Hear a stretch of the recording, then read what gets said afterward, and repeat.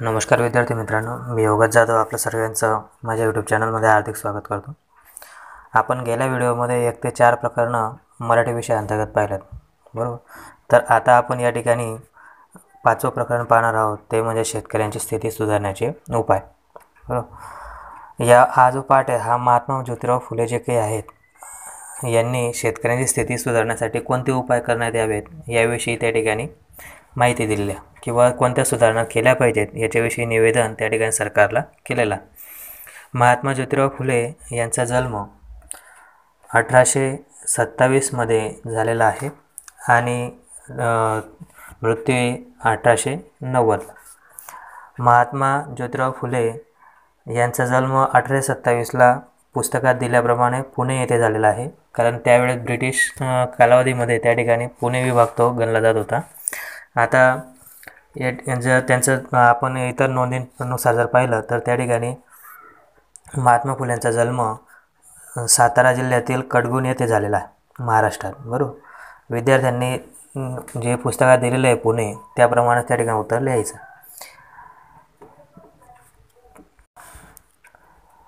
थोर क्रांतिकारक विचारवंत व आद्य सुधारक त्या ठिकाणी महात्मा ज्योतिराव फुले होते, बरोबर। त्यांचे शिक्षण, वास्तव्य व कार्य पुण्यालाच पूर्ण झालं। त्यांनीच महाराष्ट्रात समाज सुधारणेची पुरोगामी परंपरा सुरू केली आणि बहुजन समाज, अस्पृश्य व स्त्रिया यांचा उद्धार व्हावा म्हणून त्या ठिकाणी आयुष्यभर कार्य व लेखन त्यांनी केलं।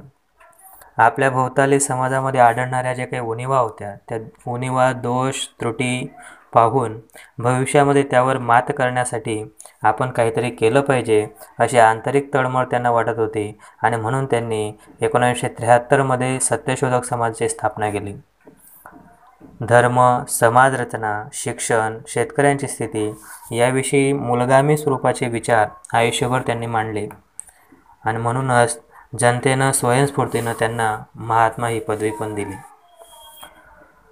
हे यांचे महात्मा फुल्यांचे ब्राह्मणांचे कसब, गुलामगिरी, शेतकऱ्यांचे आसूड, जातीभेद, विवेकसार, इशारा, सार्वजनिक सत्यधर्म इत्यादी ग्रंथांतून समाज जीवनातील अनेक घटकांची धर्म व संस्कृती यांची सूक्ष्म चिकित्सा केलेली आहे। अशा विविध लेखनांच्या माध्यमातून त्यांनी आपले वैचारिकत्व समाजामध्ये रूढ केलं आणि समाजामध्ये एक उन्नत स्वरूप देण्याचा प्रयत्न केलेला आहे। समाजाला सुधारायचं असेल तर त्या ठिकाणी आपल्याला कोणते उपाय करायला हवेत याविषयी त्यांनी अनेक पुस्तकांमध्ये नोंद केलेली आहे। या वैचारिक निबंधातून भारतीय शेतकऱ्यांची स्थिती कशी दयनीय आहे याबद्दल फुले यांनी सरकारला केलेल्या सूचना त्या ठिकाणी देण्यात आलेल्या आहेत। फुले यांची शेतकऱ्यांविषयीची तळमळ, त्यांना शेतकऱ्यांविषयी वाटत असणारा आपुलकीचा भाव या ठिकाणी आपल्याला व्यक्त झालेला दिसतो। शेतकऱ्यांची स्थिती जर त्या ठिकाणी सुधारायची असेल तर आपल्याला ब्रिटिश शासनाला कोणते उपाय करायला हवेत तेव्हा शासनाचा व शेतकऱ्यांचा दोघांचा फायदा त्या ठिकाणी होईल असं त्या ठिकाणी सूचन या पाठांच्या माध्यमातून त्यांनी केलेलं दिसून येतं। हा जो पाठ आहे हा पाठ शेतकऱ्यांचे आसूड या पुस्तकातून त्या ठिकाणी काही अंश किंवा काही भाग या ठिकाणी घेण्यात आलेला आहे। पाहूया, सुरुवातीला संपूर्ण पाठ त्या ठिकाणी लक्षात घ्यायचं आहे, नंतर आपण त्याचं थोडक्यात विवेचन करूया। आमच्या दयाळू सरकारनं म्हणजे ब्रिटिश शासनानं एकंदर सर्व शेतकऱ्यांस युरोपियन शेतकऱ्यांप्रमाणे त्या ठिकाणी विद्यादान देऊन त्यांच्यासारखी यंत्राद्वारे शेती करण्याचं ज्ञान येईल किंवा समज येईल तोपर्यंत त्यांना एकंदर सर्व गोऱ्या लष्करांसह जे काही मुसलमान वगैरे किंवा लोकांनी हिंदुस्थानातील तूर्त गाय बैलांसहित त्यांची जी काही वासरे कापून खातात त्याच्याऐवजी त्यांनी काय केलं पाहिजे, येथील शेळ्या बकऱ्या मारून न खाता त्यांनी परमुलकातून त्या ठिकाणी शेळ्या वगैरे आणाव्यात किंवा तेथील प्राणी आणावेत आणि ते खरेदी करून आणून किंवा मारून त्या ठिकाणी खावेत। यासाठी सरकारनं विशिष्ट कायदा करून अंमलात आणल्याशिवाय येथील शूद्र शेतकऱ्यांजवळ बैलांचा पुरवठा होऊन त्यांना आपल्या शेतांची मशागत भरपूर करता येणार नाही. त्यामुळं त्यांच्याजवळ शेणखताचा पुरवठा होऊन त्यांना व सरकारचा एकंदरीतरित्या फायदा होणार नाही. का? कारण शेतकऱ्यालाच त्या ठिकाणी उत्पन्न आलं नाही तर तो जो काही सरकार आहे त्याला टॅक्स किंवा कर कशा पद्धतीने देईल. आणि म्हणून जर सरकारचा व शेतकऱ्यांचा दोघांचा फायदा व्हायचा असेल तर त्या ठिकाणी ह्या सूचना सरकारनं पाळल्या पाहिजेत किंवा केल्या पाहिजेत. एकंदर डोंगर उतार जे काही आहेत, डोंगर पर्वतांवरील गवत, झाडांच्या पानाफुलांचे, मेलेल्या कीटक श्वापदांच्या, मांसाहारांचे कुजलेले सत्व जे काही वळवाच्या पावसानं त्या ठिकाणी धुवून पाण्याच्या पुरांबरोबर वाहून जातात, होड्याखोड्यांमध्ये वाया जातात आणि त्यामुळं त्या ठिकाणी शेतीची जी सुपीकता आहे ती कमी होते. या ठिकाणी वळवाचा पाऊस हा एक शब्द आलेला आहे, तर लक्षात घ्या. वळवा म्हणजे काय, तर वर्षा ऋतू प्रारंभ होण्यापूर्वी पडलेला पाऊस असा आपण अर्थ घेत असतो. परंतु मुळात या वळवा शब्दाचा अर्थ पहा, पावसाचे ढग जे पावसाळ्यात पूर्वा नक्षत्रापर्यंत पूर्वेकडे जात असतात, बरोबर. त्यानंतर वळून ते परत पश्चिमेकडे येतात. त्यावेळेस नक्षत्र कोणते असतात, उत्तरा, हस्त, चित्रा आणि स्वाती. मग या नक्षत्रांमध्ये जो पाऊस पडतो त्याला वळवा म्हणतात. या पद्धतीचा अर्थ आपल्याला या ठिकाणी लक्षात घ्यायचा. तर या वळवाच्या पाण्यानं त्या ठिकाणी शेतीतील जी काही सत्वे आहेत ते वाहून जाऊन शेतीची जी सुपीकता आहे ती कमी होऊ नये यासाठी काय केलं पाहिजे, तर त्या ठिकाणी आमच्या उद्योगी सरकारनं सोयीसोयीनं काड्या गोऱ्या लष्करांसहित पोलीस खात्यातील जे काही फालतू शिपाई, फालतू म्हणजे जे रिकामे शिपाई आहेत, यांचा उपयोग करून जागोजागी तालीवजा बंधारे अशा रीतीनं बांधून घ्यावेत की जेणेकरून त्या ठिकाणी वळवाचं पाणी एकंदर येऊन त्या ठिकाणी शेतात मुरेल आणि नंतर नदी नाल्यास त्या ठिकाणी मिळेल. असे केल्याने काय होईल, तर शेती फार सुपीक होऊन एकंदर सर्वच लष्करी शिपायांना हवेशीर उद्योग करण्याची सवय त्या ठिकाणी लागेल व त्यांना याचा दुसरा फायदा असा होईल की त्यांना कोणत्याही रोगाची बाधा न होता ते बळकट होतील. त्यांनी दररोज एक आणा किमतीचं जरी त्या ठिकाणी इमाने इतबारे काम केलं तरीसुद्धा सरकारला दर साल 25 लाखांच्या वर सरकारच्या स्थावर मालमत्तेमध्ये भर पडेल. कारण हल्ली आमचे जे काही खबरदार सरकारजवळ त्या ठिकाणी आहे यांच्याजवळ पोलीस खात्यासहित पलटणी शिपाई जवळजवळ 2 लाख आहे. लक्ष म्हणजे लाख, 2 लाख आहे. त्याचप्रमाणे आमच्या दयाळू सरकारनं एकंदर सर्वच त्या ठिकाणी डोंगर टेकड्यांमधील दऱ्याखोऱ्यांनी तलाव तळी जितकी होतील तितकी सोयीसोयीनं बांधून काढावीत. म्हणजे काय होईल, त्यांच्या खालच्या प्रदेशामध्ये होड्याखोड्यांनी भर उन्हाळ्यामध्ये जे काही पाणी असल्यामुळं जागोजागी लहान मोठी धरणे घालून एकंदर सर्वच विहिरीस पाण्याचा पुरवठा होईल. म्हणजेच काय, जे काही लहान लहान प्रदेश आहेत किंवा जे होड्याखोड्यांमध्ये राहतात आहेत या होड्याखोड्यांमध्ये त्या ठिकाणी जर पाणी भरलं तर त्या ठिकाणी सर्व शेतीला पाणी पुरवठा होईल. सर्व लोकांना पाणी जे काही लागतं पिण्यासाठी किंवा वापरण्यासाठी यांचाही प्रश्न त्या ठिकाणी भर उन्हाळ्यातसुद्धा निर्माण होणार नाही. आणि म्हणून एकंदर त्या ठिकाणी भर उन्हाळ्यातील पाणी असल्यामुळं जागोजागी लहान मोठी धरणे घालून एकंदर सर्व विहिरीत पाण्याचा काय होईल, पुरवठा होईल. पासून सर्व ठिकाणी बागायती शेती होईल आणि शेतकऱ्यांसहित सरकारचा सुद्धा फायदा होईल. म्हणजे एकंदर सर्व शेते धुपून त्यांमध्ये खोंगड्या पडू नयेत. खोंगड्या म्हणजे त्याला तडे पडू नयेत, तडे जाऊ नयेत. धुपून म्हणजे उन्हामुळे किंवा पाऊस किंवा वारा याच्यामुळे त्या ठिकाणी शेतीची माती उडून जाते किंवा वाहून जाते, याला जमिनीची धूप होणे असं म्हणतात. तर ही धूप होऊन किंवा त्या ठिकाणी त्या शेतीला खोंगड्या पडू नयेत, तडे जाऊ नयेत म्हणून सरकारनं शेतकऱ्यांपासून पाणलोटाच्या बाजूने म्हणजे ज्या बाजूला शेतीतलं पाणी वाहून जातं त्या बाजूनं शेतांच्या बांधांनी, शेताच्या बांध म्हणजे त्या ठिकाणी शेतीला आजूबाजू जो काही जाडसर भाग केलेला असतो उंच त्याला शेतीचा बांध म्हणतात. या बांधांनी वरचेवर ताली दुरुस्त करून ठेवाव्यात. ताली म्हणजे त्या ठिकाणी छोटी छोटी तळी जे काही आहेत ती दुरुस्ती करून ठेवाव्यात. त्याला दुसऱ्या भाषेत शेततळे असं म्हणतात. आमच्या दयाळू सरकारनं आपल्या राज्यातील एकंदर सर्व शेतांच्या पाहण्या करून त्या पाहण्या कोणाकडून केल्या पाहिजेत, पानाड्यांकडून. पानाडी म्हणजे कोण, तर जमिनीमध्ये पाणी कुठं आहे याचा शोध घेणारे जे काही असतात त्यांना पानाडी म्हणतात.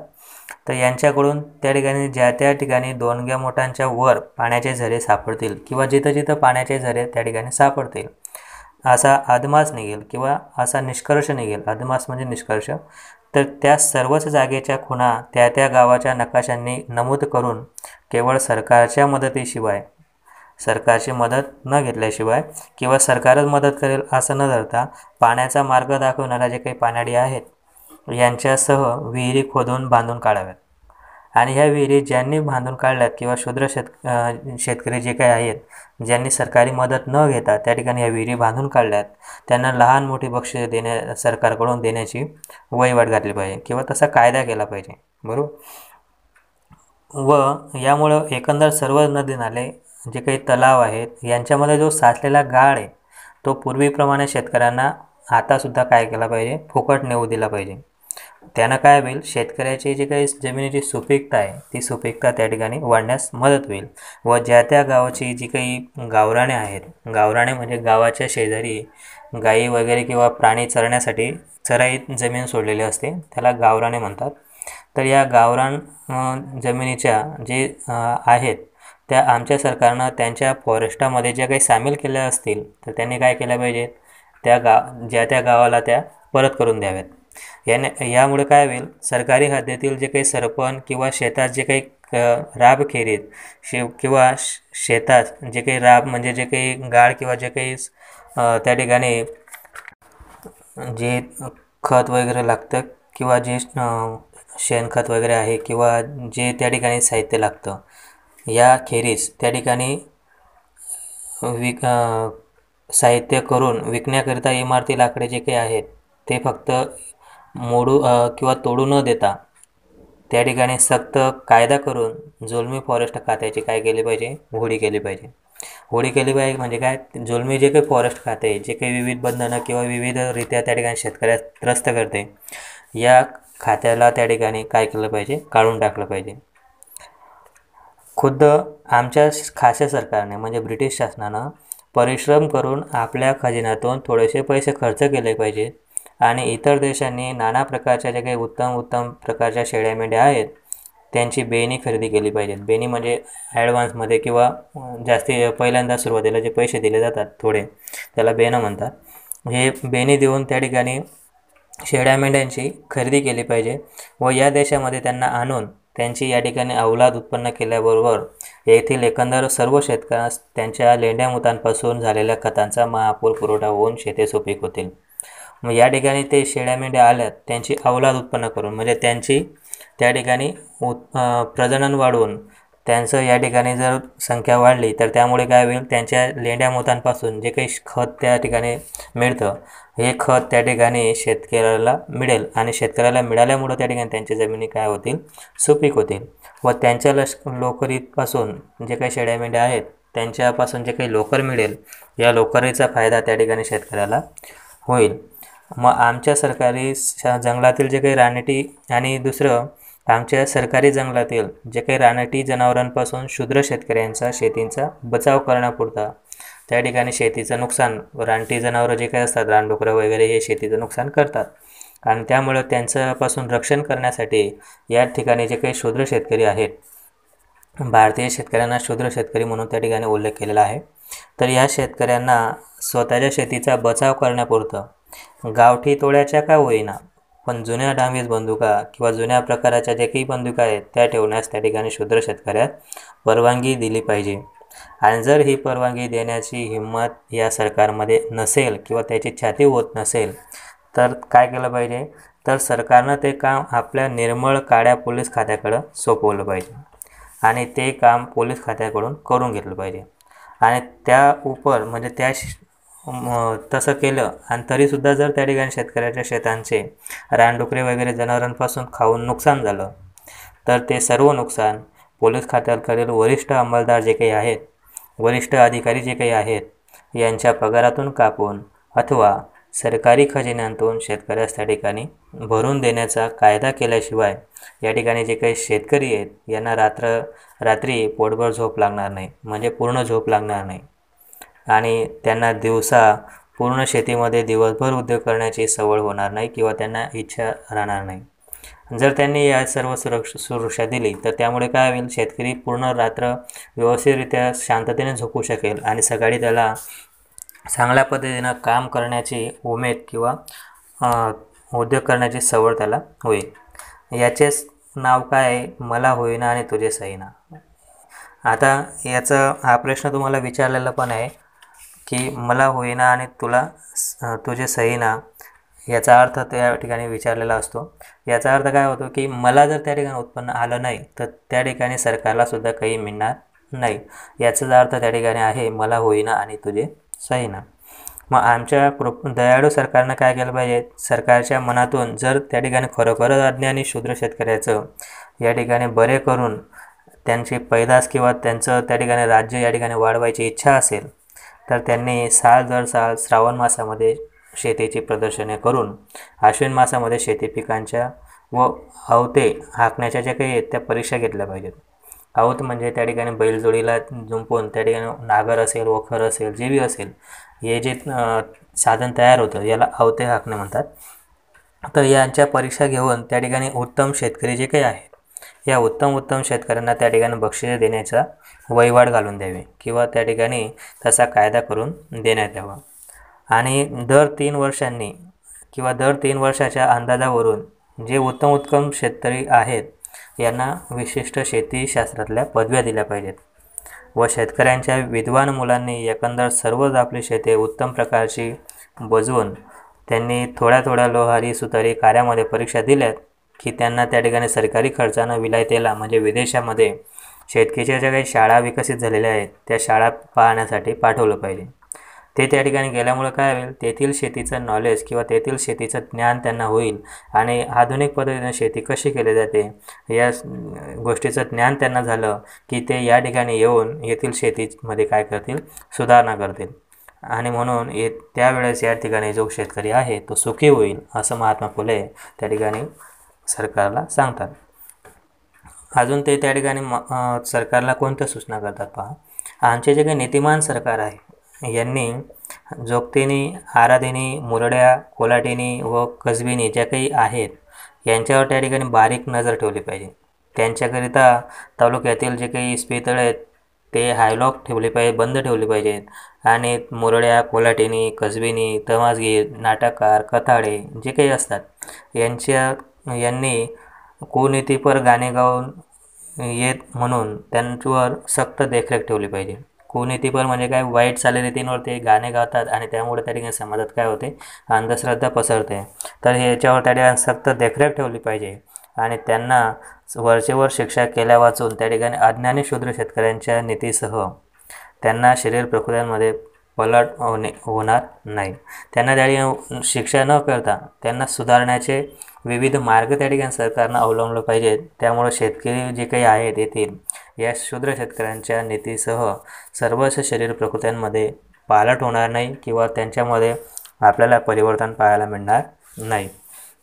एकंदरच काय तर सर्व इलाख्यांतील, इलाखा म्हणजे विस्तार, सर्व विस्तारातील लष्करी व पोलीस खात्यांनी शूद्रादी अतिशूद्र शेतकऱ्यांचा मोठा भरणा असून ते इजिप्त व काबुलातील हिरवट लोकांबरोबर सामना करताना गोऱ्या शिपायांच्या पायावर पाय देऊन मोठ्या शौर्याने टकरा देऊ लागतात. ज्यावेळेस या ठिकाणी शेतकऱ्यांच्या स्थिती या पद्धतीने सुधरेल, त्यांच्या शरीर प्रकृतीमध्ये फरक पडेल, त्यावेळेस ते या सर्व इलाख्यांतील, सर्व विस्तारातील जे काही लष्करी पोलीस खात्यांमध्ये शूद्रादी अतिशूद्र शेतकरी आहेत तर या सर्वांमध्ये एवढं त्या ठिकाणी ताकद येईल किंवा शौर्य येईल की ते इजिप्त आणि काबूल यासारख्या जे काही प्रगतिशील हिरवट राज्य आहेत या सर्व लोकांसोबत त्या ठिकाणी ते सामना करू शकतात आणि ते सुद्धा शौर्याने आणि धैर्याने. म्हणून येथील शेतकऱ्यांची स्थिती सुधारण्यासाठी सरकारनं विविध उपाययोजना करणं काय गरजेचं आहे. एकंदरच काय तर सर्व शूद्रादी अतिशूद्र शेतकरी आपल्या मुलामाणसांसह रात्रंदिवस त्या ठिकाणी ऊर पिकेसतो म्हणजे पूर्ण थकून जातो तोपर्यंत त्या ठिकाणी शेतीमध्ये कष्ट करून सरकारास त्या ठिकाणी कर, पट्ट्या, फंड वगैरे देतो. विविध कर त्या ठिकाणी सरकारला देतो आणि जकातींच्याद्वारे साल दर साल त्या ठिकाणी कोट्यवधी रुपयांचा भरणा त्या ठिकाणी शेतकरी सरकारच्या खजिन्यात करीत असतो. मग तरीसुद्धा शूद्र शेतकऱ्यांच्या मुलास शेतकी संबंधी ग्रंथ किंवा नेटिव्ह वर्तमानपत्र किंवा जे काही डेलीचे वर्तमानपत्र असतात यांच्या संबंधी किंवा शेती संबंधित सूचना ज्या काही असतात या वाचण्यापुरतं ज्ञानसुद्धा आमच्या या सरकारनं किंवा आमच्या या धर्मशील सरकारच्याकडनं दिलं जात नाही. आणि म्हणून शेतकऱ्यांपैकी लक्षाधीश कुटुंबास वेळच्या वेळी त्या ठिकाणी पोटभर भाकर व अंगावर वस्त्र मिळण्याची आज मारामार पडली आहे. आणि तरीसुद्धा त्यांच्या सुखसंरक्षणाच्या निमित्तानं मात्र त्या ठिकाणी हे जे सरकार आहे, हे न्यायशील सरकार काय करतं, लष्करी, पोलीस, न्याय, जमाबंदी इत्यादी जे काही खाते असतील, या खात्यांची जी चाकरी करणारे लोक आहेत किंवा जे कामगार आहेत, यांना मोठमोठे जाड पगार त्या ठिकाणी दिले जातात, पेन्शनी दिल्या जातात आणि अतोनात द्रव्य त्या ठिकाणी भरपूर पैशांचा व्यय त्या ठिकाणी केला जातो. मग या ज्या गोष्टी आहेत याला काय म्हटलं पाहिजे, असा प्रश्न सरकारला महात्मा फुले विचारतात.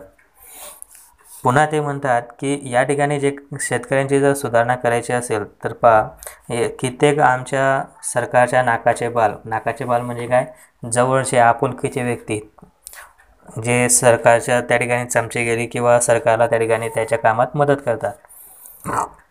तर काळे व गोरे सरकारी कामगारांनी हजारो रुपये दरमहा पेन्शन खाऊन पगार घेऊन 30-35 वर्ष सरकारी हुद्दे चालवले की त्यांना त्या ठिकाणी आमचं सरकार काय करतं, दरमहा शेकडो रुपये पेन्शन देतं.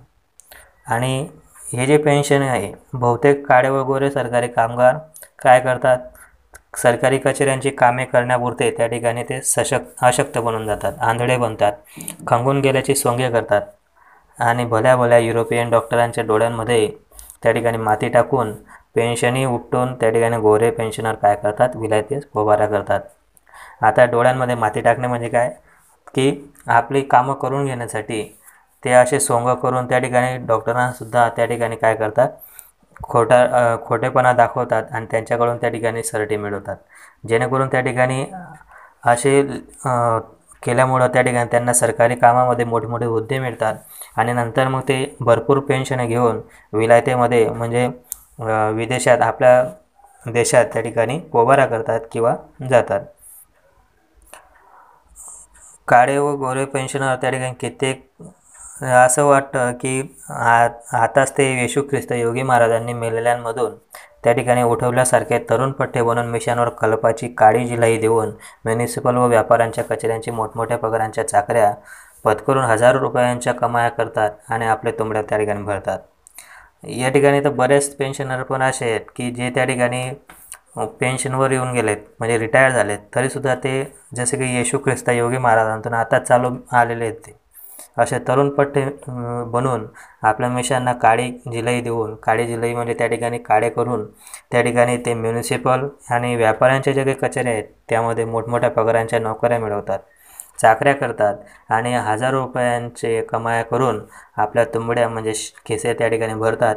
आणि आमच्या खबरदार सरकारकडनं एकंदर सर्व सरकारी निवेदन असं सांगतायत की आमच्या खबरदार सरकारनं त्यासाठी एकंदर सर्व सरकारी खात्यांतील जे काही काळे आणि गोरे जेवढे शिपाई असतील, या सर्व शिपाई यांच्या सहित त्या ठिकाणी लष्करी, डोलीवाले, बांधकाम करतील असे जे लोहार, सुतार, बिगारी जे काही असतील, इतर म्हणजे सर्व हलके काम करणारे जे काही नोकर असतील, या सर्वच कामगारांच्या किंवा चाकरांच्या नोकरांचा पगारामध्ये थोडासाही म्हणजे काळी मात्र किंवा थोडाही बदल न करता त्या ठिकाणी बाकी सर्वच लहान मोठे जे काही मोठमोठे काळे आणि गोरे कामगार आहेत यांचं जे काही वाजवीपेक्षा जास्तीचं जे काही पेमेंट आहे किंवा जे काही पगार आहे, पेन्शनी आहेत, हे सर्व देण्याचं हळूहळू सरकारनं काय केलं पाहिजे, कमी केलं पाहिजे. त्यामुळं काय होईल, त्या ठिकाणी येथील शेतकऱ्यांना जो त्या ठिकाणी फायदा करून द्यायचा आहे त्यासाठी तो पैसा वापरता येईल, म्हणजे द्रव्याचा जो काही व्यय होत होता तो व्यय त्या ठिकाणी थांबेल.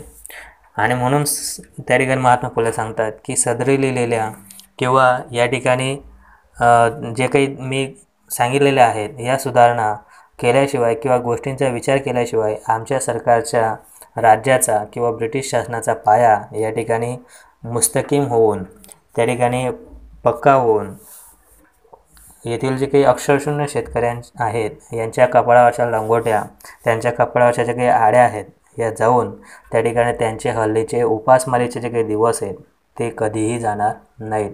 आणि म्हणून आमच्या या ब्रिटिश शासनाने किंवा आमच्या या धर्मशील न्यायशील सरकारनं त्या ठिकाणी मी केलेल्या सूचना विचारात घ्याव्यात आणि येथील शेतकऱ्यांचा फायदा करून द्यावा किंवा येथील शूद्र शेतकऱ्यांचा उन्नतीचा विचार त्या ठिकाणी करावा, तरच येथील राज्य करणं किंवा ब्रिटिश शासनाचा पाया या ठिकाणी भक्कम होईल, अन्यथा नाही. अशा विविध सुधारणा महात्मा फुले आपल्या या पाठामध्ये करतात.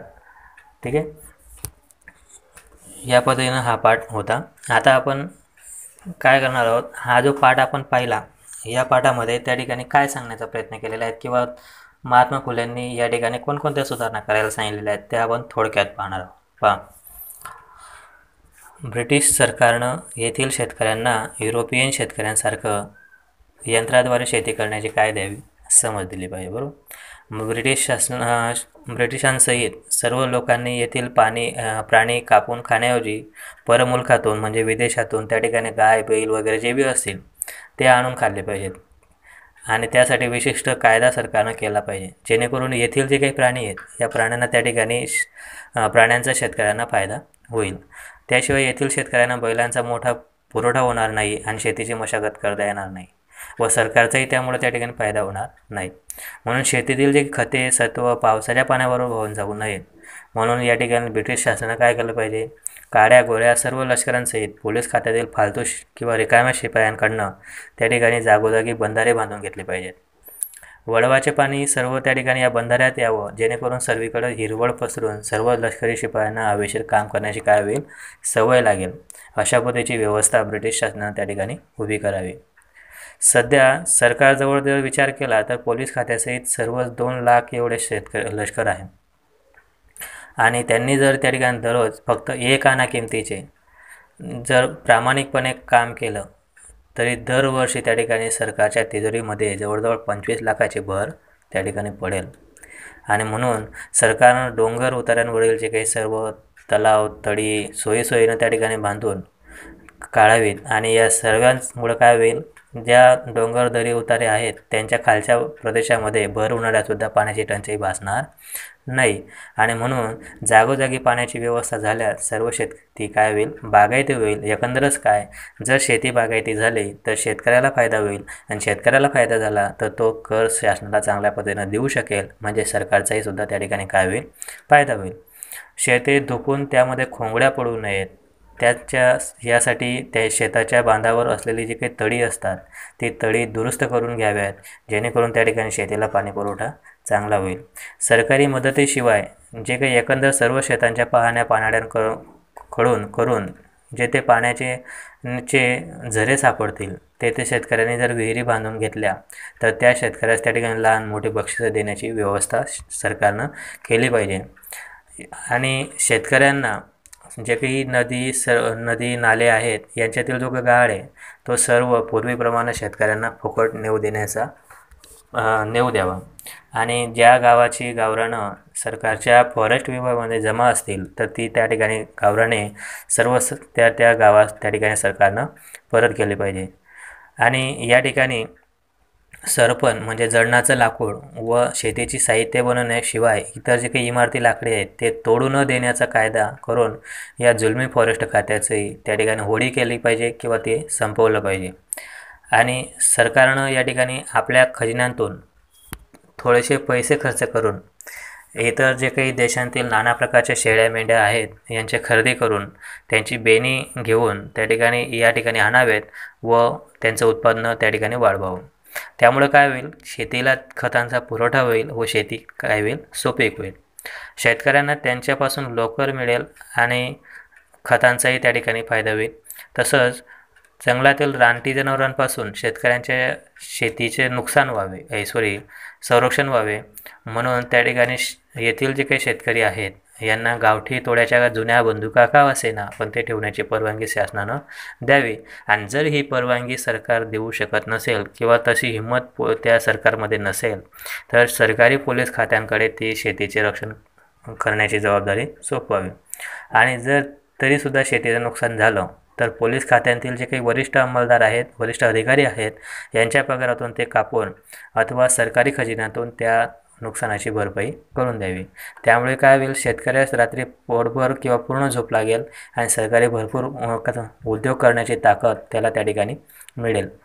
शेतकऱ्याला होत नाही व त्याला सरकारला देणं पण जमत नाही, याचंच नाव त्या ठिकाणी मला होईना आणि तुझे सहीना असं आहे. आणि म्हणून शासनानं त्या ठिकाणी लवकरच या शूद्र शेतकऱ्यांच्या उन्नतीसाठी प्रयत्न केले पाहिजेत. सरकार जर येथील शेतकऱ्यांचा खरंच विकास करू इच्छित असेल तर दरवर्षी श्रावण मासामध्ये शेतीची प्रदर्शनं भरवली पाहिजेत आणि शेती पिकाच्या व अवते हाकण्याच्या परीक्षा घेऊन उत्तम शेतकऱ्यास बक्षिसे द्यावीत व दर 3 वर्षाच्या अंदाजावरून उत्तम जे काही शेतकरी आहेत त्यांना पदव्या दिल्या पाहिजेत, जेणेकरून येथील शेतकऱ्यांच्या मुलांची थोड्या लोहारी सुतारी कामामध्ये परीक्षा दिल्यात की त्यांना त्या ठिकाणी सरकारी खर्चानं विलायतेत जाण्यास त्या ठिकाणी प्रोत्साहन मिळेल किंवा पाठवलं पाहिजे. आणि शेतकीची शाळा पाहण्यास त्या ठिकाणी पाठवलं तर ते त्या ठिकाणाचा अभ्यास करतील आणि येथील शेतीचा विकास त्या ठिकाणी होईल. त्यामुळे येथील शेतकरी काय होईल, सुखी होईल, असं महात्मा फुले सांगतात. मग आमच्या नीतिमान सरकारनं काय केलं पाहिजे, तर येथील जे कुनीतीवर त्या ठिकाणी कुनीतीवर जे गाणे गातात यांच्यावर योग्य लक्ष ठेवून त्यांना वरचेवर शिक्षा केल्या वाचून त्यांच्यामध्ये सुधारणा केली पाहिजे. आणि सरकारच्या लष्करी खात्यामध्ये जे काही शूद्रादी अतिशूद्र शेतकऱ्यांचा मोठा भरणा आहे त्यांच्यामध्ये अशा सुधारणा झाल्यास इजिप्त, काबूल यांसारखे जे काही हिरवट लोक आहेत किंवा या जे काही वरिष्ठ लोक आहेत किंवा जे प्रगतिशील लोक आहेत या सर्वांचं त्या ठिकाणी येथील जे शेतकरी आहेत ते सामना करू शकतील एवढी ताकद त्यांच्यामध्ये त्यामुळे काय होईल, निर्माण होईल. आणि येथील जे काही शेतकरी आहेत हे शेतकरी त्या ठिकाणी काय ऊर पिकेस्तोवर पूर्ण थकून जातो तोपर्यंत तो त्या ठिकाणी काम करतो, कष्ट करतो, सरकारला कर देतो. यातून दरवर्षी सरकारला कोट्यवधी रुपयांचा कर मिळतो, परंतु या सरकारकडून त्यांना शेतीसंबंधीचा ग्रंथ अथवा वर्तमानपत्र वाचता येतील एवढं ज्ञानसुद्धा त्यांच्याकडनं दिलं जात नाही. आणि म्हणून येथील शेतकऱ्याला व त्याच्या कुटुंबाला वेळच्या वेळी पोटभर भाकर मिळत नाही व सरकार लष्कर, पोलीस, न्याय, जमाबंदी वगैरे खात्यांतील चाकरीस असलेल्या कामगारांना मोठमोठाले पगार देऊन भरपूर द्रव्य त्या ठिकाणी उधळते. मग अशा गोष्टीला किंवा या पद्धतीला काय म्हटलं पाहिजे, असंच प्रश्न त्या ठिकाणी शासनाला महात्मा फुले विचारतात. मग कित्येक सरकारच्या नाकाचे बाल असलेले जे काही कामगार आहेत यांना दरमहा हजारो रुपयांच्या 30 ते 35 वर्ष नोकऱ्या केल्या की सरकार त्यांना दरमहा पेन्शन शेकडो रुपये पेन्शन देतं. कित्येक फक्त सरकारी कचेऱ्यांची कामे करण्यापुरतंच त्या ठिकाणी आंधळे व खंगल्याची सोंगे करतात व हजारो रुपयांच्या पेन्शने घेऊन विलायतेला त्या ठिकाणी उभारा करतात. आणि म्हणून कित्येक रिटायर झाल्यावर तर सुद्धा नवे तरुणपट्टे बनवून त्या ठिकाणी हजारो रुपयांच्या नोकऱ्या पत्करून आपले खिसे भरून घेतात.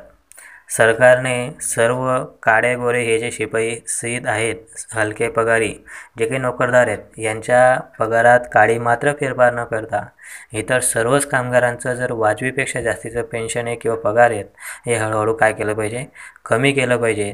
जेणेकरून सर्वच जर या पद्धतीच्या सुधारणा झाल्यात तर त्या ठिकाणी सरकारच्या राज्याचा पाया या ठिकाणी मुस्तकीम होईल. आणि जर असं नाही केलं तर या ठिकाणी सरकारचा पाया मुस्तकीम होणार नाही, भक्कम होणार नाही आणि येथील अक्षरशून्य शेतकऱ्यांच्या उपासमारीचे दिवस कधीही जाणार नाहीत. आणि म्हणून सरकारनं या ठिकाणी या ज्या सूचना आहेत त्यांचं पालन करून त्यामध्ये बदल करावा, जेणेकरून येथील शूद्र शेतकऱ्याचा फायदा होईल व त्यांचा विकास या ठिकाणी होईल, असं महात्मा फुले या पाठांच्या माध्यमातून सांगतात. या ठिकाणी हा पाठ संपलेला आहे. पुढचा पाठ आपण नंतरच्या व्हिडिओमध्ये पाहणारच आहोत. हा पाठ समजला असेल अशी आशा करतो. म्हणून या व्हिडिओला आवडला असेल लाईक, शेअर्स आणि सबस्क्राईब करायला त्या ठिकाणी विसरू नका, जेणेकरून नवीन व्हिडिओ तुम्हाला लवकरच त्या ठिकाणी अपलोड झाला की नोटिफिकेशन मिळेल. धन्यवाद.